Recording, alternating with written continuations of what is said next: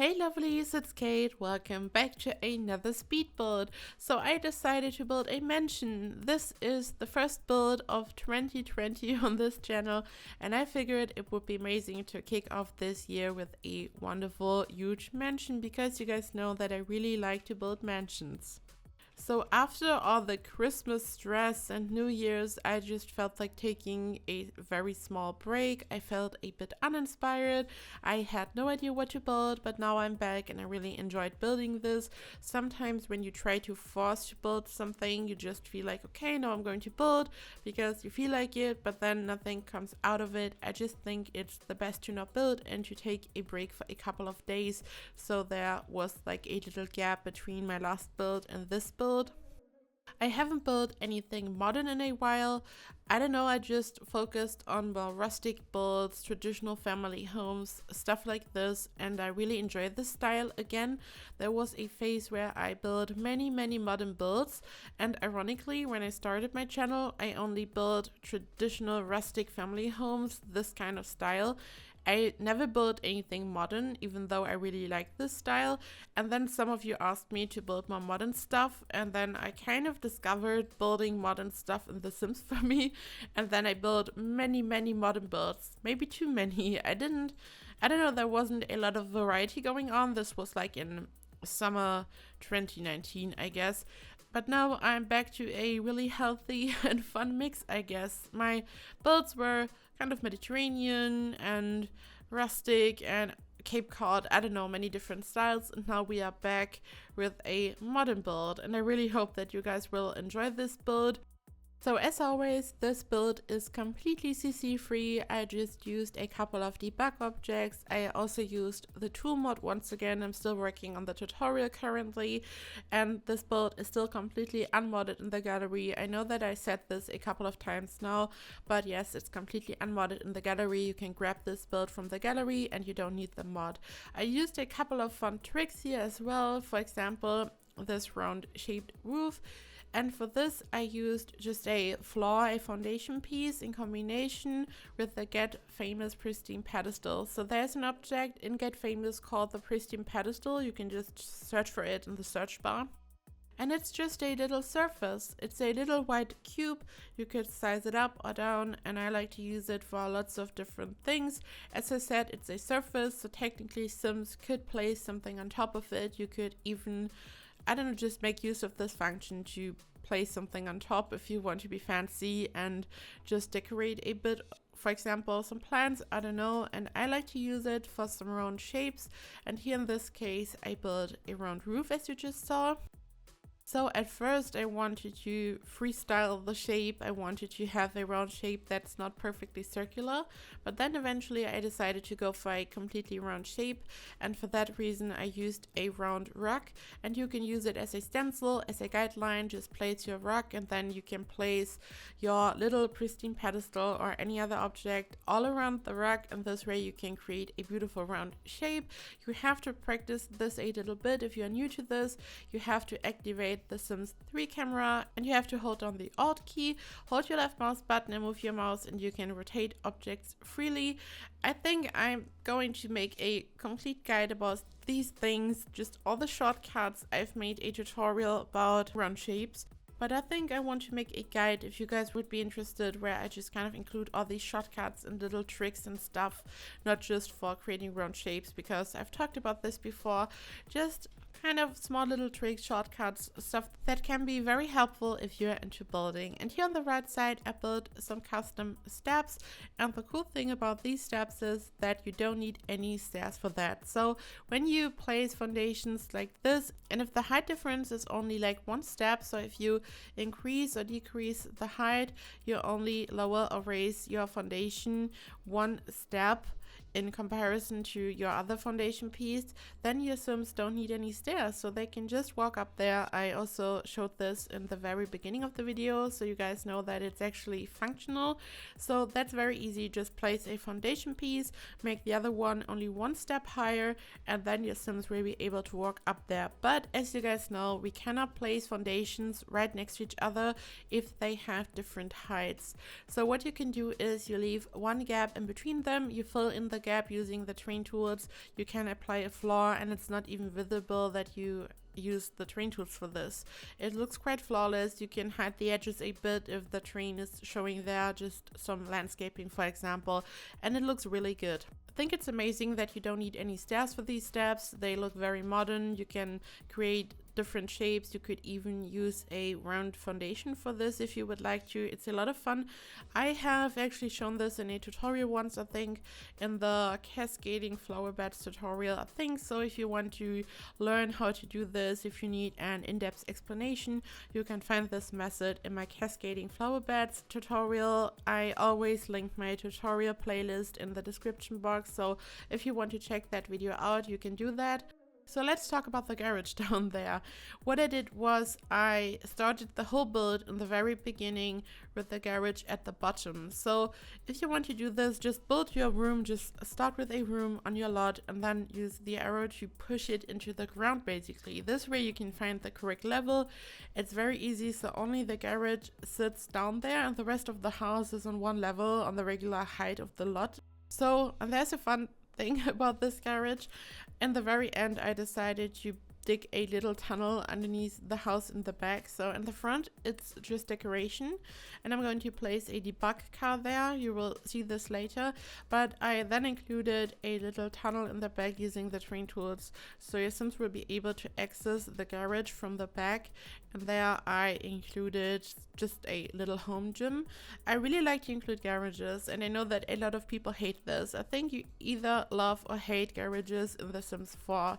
We don't have any cars, no functioning cars, so many people think it's stupid to include them, but I think not only does it look good and it's fun for a change, and it's just fun for decorating the house, to decorate the exterior, but also it's a perfect room if you want to have a home gym or the flower binding table, the woodworking table, stuff that you don't want to put into your Sims living room.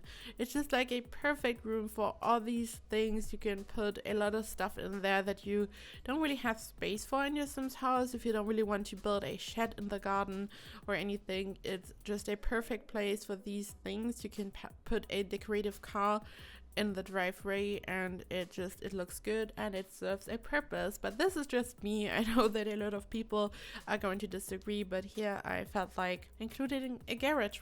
As you've probably noticed, I used many debug objects, the rocks for example, at the edge of the driveway and on the left side.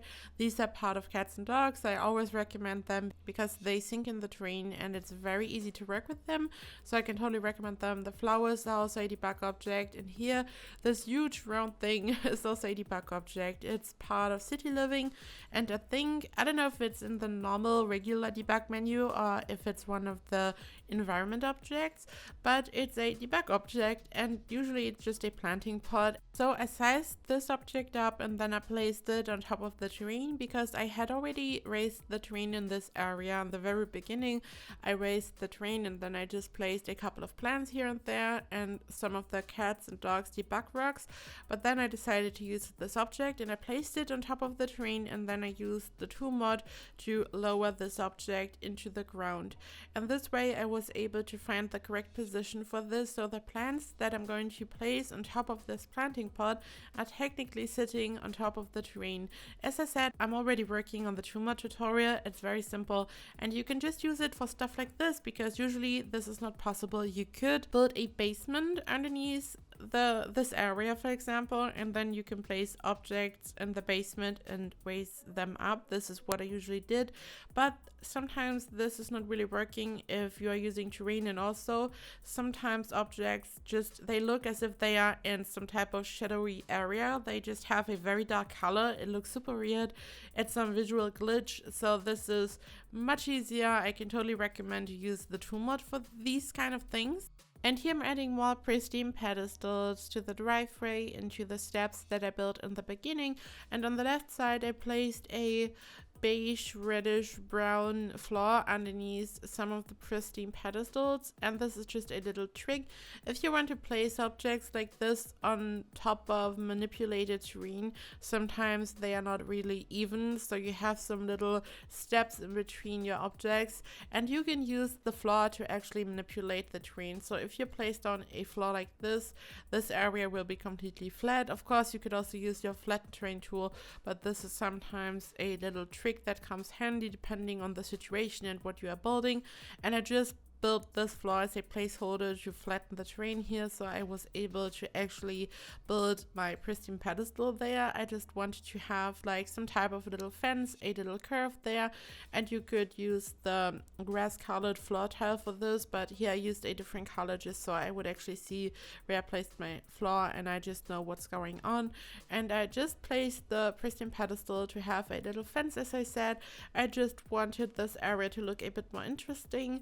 I was really happy with the whole look of the house in the beginning, but then only after I added more details, more stuff, more decorations, I really felt like the build looks good and that it could be something, because sometimes I'm not sure and I just discard a build in the middle of building. But here at this point, after adding all these things, I was really happy. So sometimes if you are not really happy with a build, just keep going, add more stuff and just see where it leads to. And sometimes sometimes the result can be a bit surprising.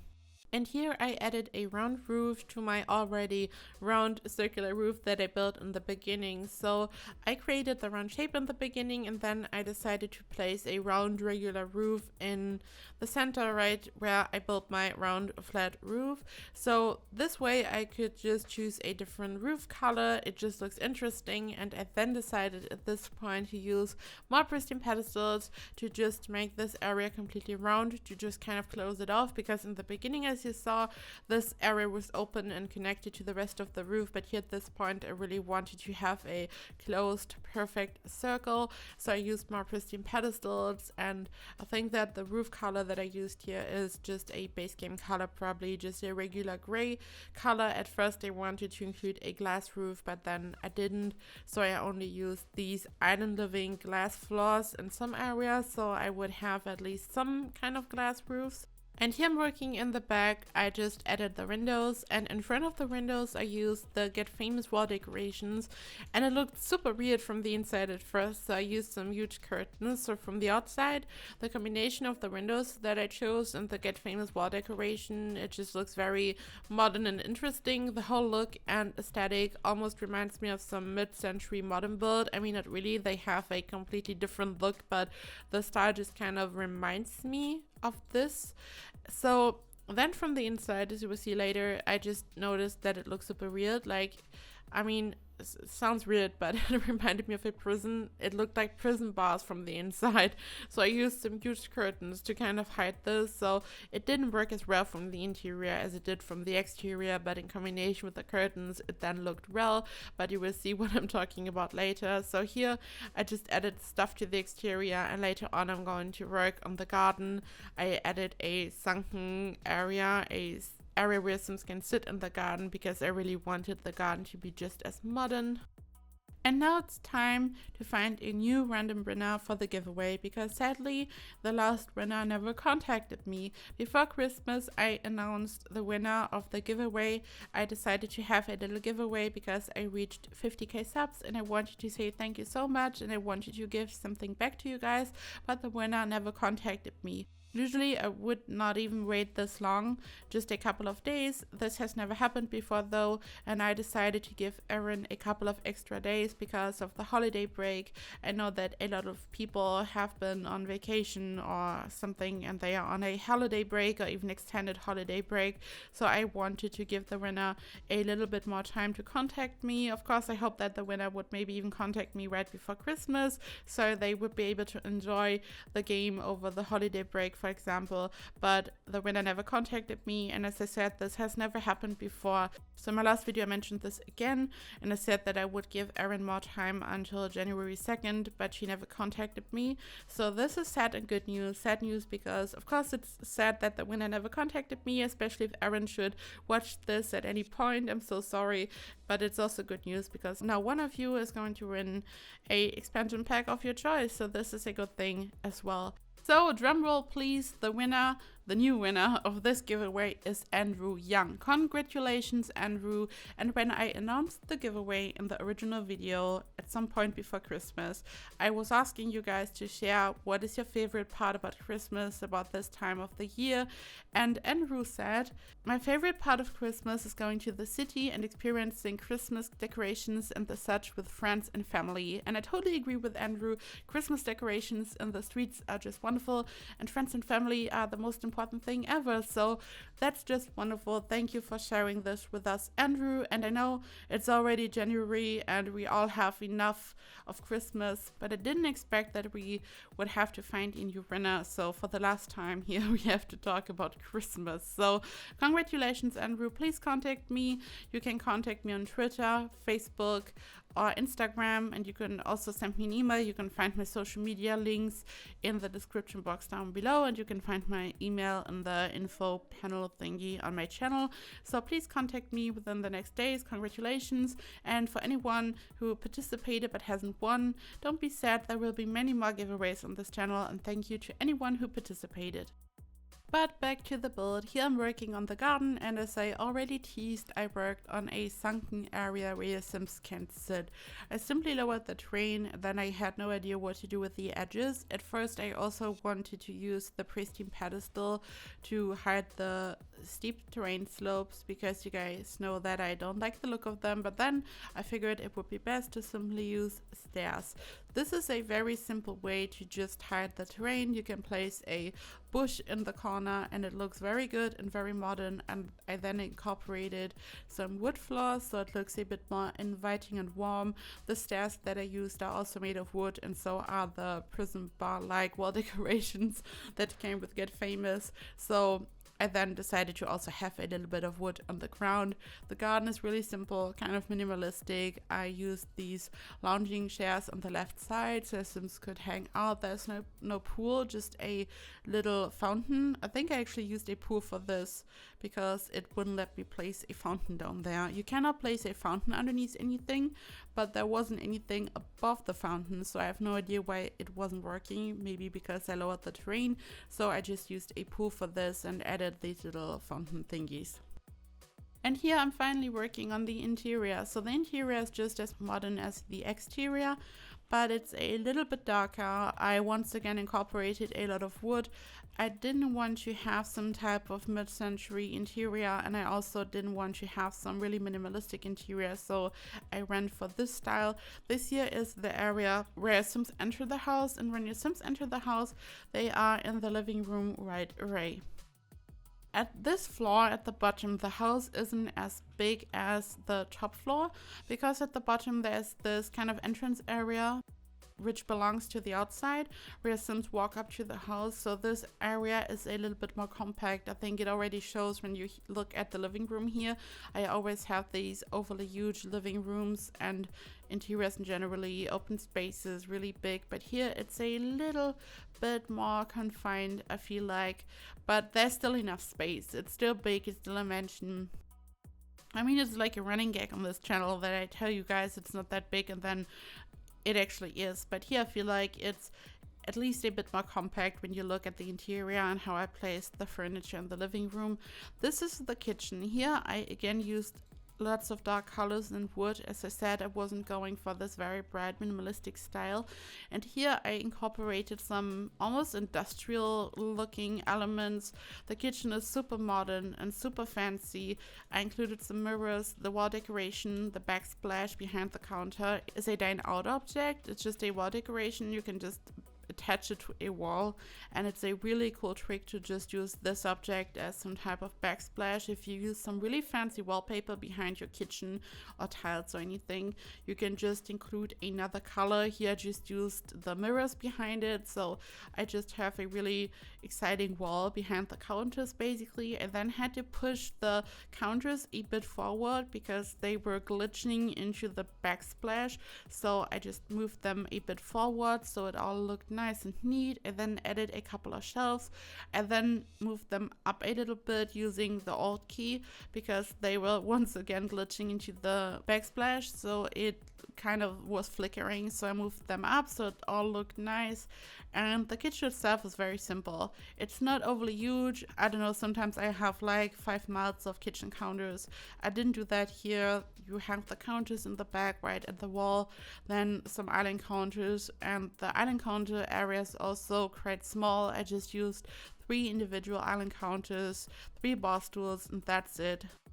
I used multiple of these lamps. I think they are part of Dine Out. I sized them down a bit because they are super huge. If you want to use them, they are so big. If you use the tallest wall height available, it might work. I think I used medium height here, but maybe I'm wrong, but I think it's medium height. But they are just huge, and even here, even though I sized them down, I feel like they are huge. And here you can see the prism bar look that I talked about earlier. I mean, it looks so weird from the inside in combination with these windows, but then I used the curtains because I just love these windows, so I had no idea what to do, but this eventually turned out to be a good look, I think. However, the big lights, so they're huge. I sized them down, and because they have the circular shape, I figured it would be so cool to have a round dining table. I rarely use the round tables. I always use the normal rectangular table, but here I decided to have a round one, and this is just a bathroom. This house is really big on the top floor. As I said, here I'm working on one of their bedrooms on the top floor. There are 3 bedrooms next to each other here. So I'm here working on one bedroom after another. They are all located next to each other. They are equal in size. I chose different styles. This year, super monochrome and modern, for example, exactly the style that I wasn't going for the general interior, like the living room, kitchen, all that. But I feel like for bedrooms, you can always just have an individual style because a bedroom always reflects the personality of someone. I feel like it's a very personal space. So here I was going for this very minimalistic look, and here this is also very wide, very modern, minimalistic kind of, but the bed, because of the wood, the headboard just adds a lot of warmth. This is a Seasons bed if I'm not completely wrong here. I'm not sure, but I love this bed. It looks modern, but at the same time it looks a bit rustic and cozy. To be honest, I wish we had more modern, plain looking, very stylish beds, just like this one here. This season's bed is just amazing in my opinion. Also, this year's season's bed, I don't even know anymore, but this is also a room that is more monochrome, more minimalistic, a lot of white, black and grays. The wall color is part of Get Famous. I also used this wall color for the living room and the kitchen and all that. It looks modern, but not too modern. I wasn't going for this kind of spaceship look, if you guys know what I mean. And this year, this is kind of spaceship looking. This is a super fancy and weird bathroom. I built this on the top floor. So there is a room at the very top in the center. And I used some Island Living, the glass floor tiles. The Island Living glass floor tiles that make it possible to have a glass roof. This is where the light is so amazing in this room. And this is at the very top, and it's some type of luxurious spa bathroom. So this is a huge bathroom. We have these mirrors on the walls. I placed the bathtub in the center, and then another one that I eventually got rid of. We have these paintings on the wall. I built a huge shower. I used the university shower head that you can just place on a wall, so I don't have any cabin. I built the cabin myself basically using the wall tool. I added this super modern bulky Get Famous window. So this is kind of crazy, but I had no idea what to build there. At first I wanted to include another bedroom, but then I figured it would just be amazing to have this super fancy bathroom. And here this is another bedroom. This is also at the very top, but on the right side there are like 2 sections that are at the very top, and they have the island living glass floors. This is the one where I placed the island living floors diagonally on the right side. And this is it, guys. Thank you so much for watching. So this house has 5 bedrooms in total, including 1 kid's room, and there are 3 bathrooms and a home gym. I just didn't include the last bedroom because the video is already so long, so I just included the highlights. But this house is of course fully furnished. You can find it in the gallery. You can find all the information down below in the description box. Also, I included some screenshots of the floor plan this time because some of you asked me to do this, so I'm going to do that from now on. Thank you so much for watching. I hope you have a perfect day, and I hope I see you in the next video. Bye bye!